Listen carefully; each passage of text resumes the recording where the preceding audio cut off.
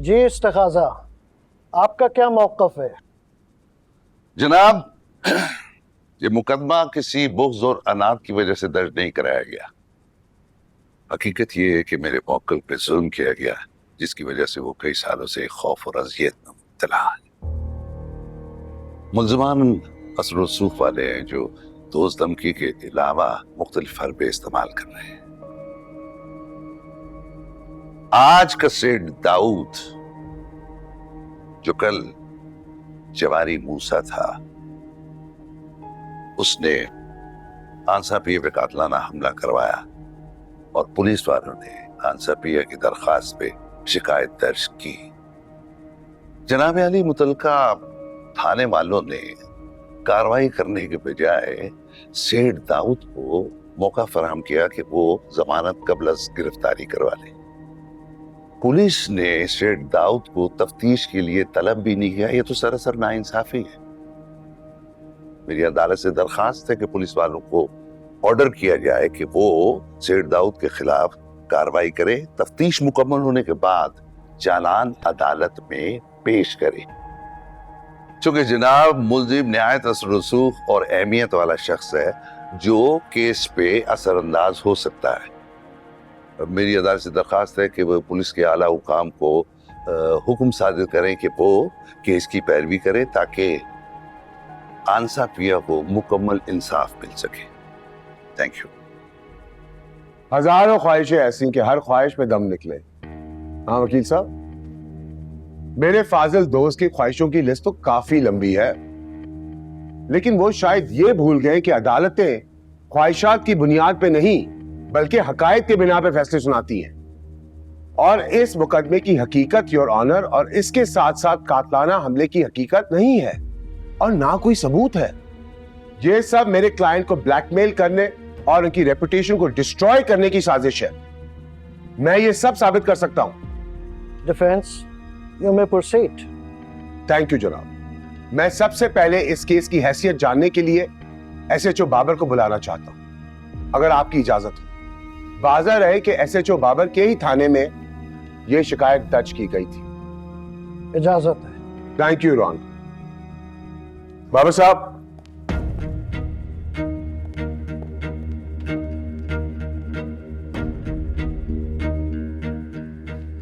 बाबर साहब, आप आजकल कहां तैनात हैं और अदालत को बताना पसंद करेंगे कि वाकया क्या है? जनाब, मैं बाबर एसएचओ आजकल आदम नगर के थाने का स्टेशन हाउस ऑफिसर हूं और वाकया ये है कि असलम और उसकी बेटी पिया मेरे पास सेठ दाऊद साहब के खिलाफ अब से बेजा के 22 साल पुराने किसी केस की शिकायत दर्ज करवाने आए थे। उनके साथ कोई और था? जी जनाब, ये सावल भी इन दोनों के साथ था।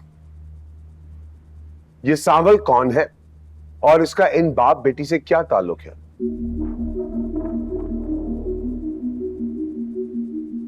Objection my Lord. मेरे फाजिल दोस्त गैर जरूरी सवालात करके केस को उलझाने की कोशिश कर रहे हैं। नहीं जनाब, मेरा यह सवाल बहुत अहम है। जब तक असलम और पिया के मददगार सावल की शनाख्त इस कोर्ट में नहीं हो जाती, मेरे सवाल का मकसद हल नहीं हो सकता। Overruled. You may proceed. Thank you my lord. Baba Saheb, आप बताएं क्या कह रहे थे? जी जनाब, मैं यही बता रहा था कि ये सांवल बत्ताखोरी का मुल्जिम रह चुका है। माजी में कभी ये सेठ दाऊद साहब की कंस्ट्रक्शन कंपनी में as a site manager appoint था, लेकिन साथ साथ गैर कानूनी कामों में भी मुलव्विस था, जिसकी शिकायत मेरे ही थाने में कई बार दर्ज हो चुकी हैं। मगर सेठ दाऊद साहब को जब इसकी इन हरकतों का पता चला तो उन्होंने फौरन इसे नौकरी से निकाल दिया।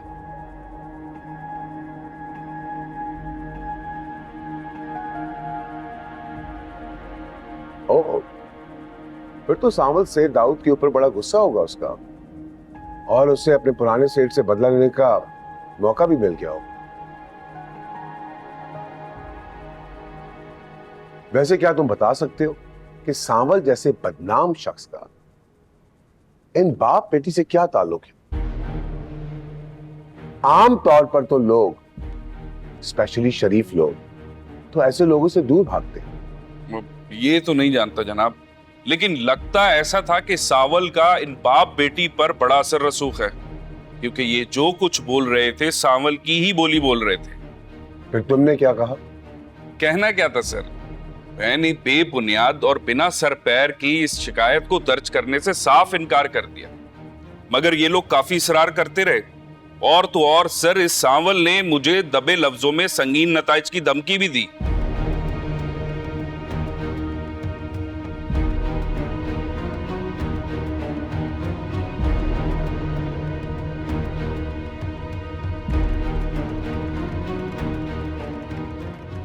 फिर क्या हुआ?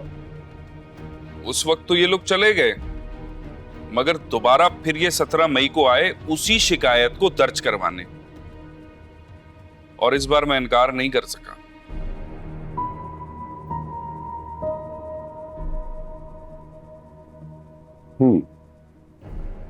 जो एफआईआर आपने पहले रिजेक्ट कर दी थी और मना कर दिया था फाइल करने से, वो फिर आपने फाइल कर दी, क्यों? मुझ पर काफी दबाव था जनाब, और मुझे अपनी नौकरी अजीज है। किसका दबाव था? जरा इस कोर्ट को बताओगे तुम?